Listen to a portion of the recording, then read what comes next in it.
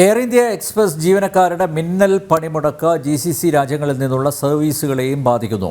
UAE-യിലെ വിവിധ വിമാനത്താവളങ്ങളിൽ നിന്നുള്ള നിരവധി സർവീസുകളാണ് റദ്ദാക്കിയിരിക്കുന്നത്.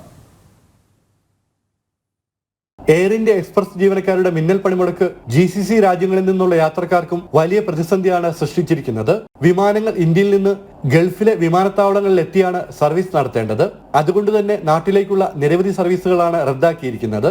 ദുബായിൽ നിന്ന് കോഴിക്കോട്, തിരുച്ചിറപ്പള്ളി, അമൃത്സർ എന്നിവിടങ്ങളിലേക്കും ഷാർജയിൽ നിന്ന് കൊച്ചിയിലേക്കും കണ്ണൂരിലേക്കും റാസൽ ഖൈമിൽ നിന്ന് കോഴിക്കോടേക്കുമുള്ള 2 സർവീസുകളാണ് മുടങ്ങിയിരിക്കുന്നത്.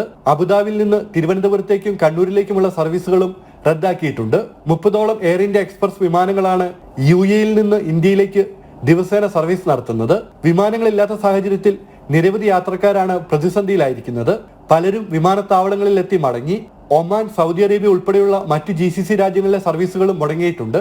മസ്കറ്റിൽ നിന്ന് കണ്ണൂരിലേക്കും കൊച്ചിയിലേക്കും തിരുവനന്തപുരത്തേക്കുമുള്ള സർവീസുകളാണ് റദ്ദാക്കിയത്. സൗദി അറേബ്യയിലെ ജിദ്ദയിൽ നിന്ന് കോഴിക്കോടേക്കും ഹൈദരാബാദിലേക്കുമുള്ള സർവീസുകളും മുടങ്ങി. യാത്ര മുടങ്ങിയവർക്ക് റീഫണ്ടോ പകരം യാത്രാ സംവിധാനം ഏർപ്പെടുത്തുമെന്ന് എയർ ഇന്ത്യ എക്സ്പ്രസ് അധികൃതർ അറിയിച്ചു. നാട്ടിൽ നിന്നുള്ള സർവീസുകൾ പൂർവ്വസ്ഥിതിയിലായാൽ മാത്രമേ ഇന്ത്യയിലേക്കുള്ള സർവീസുകൾ സാധ്യമാകൂ. ജനം, ദുബായ്.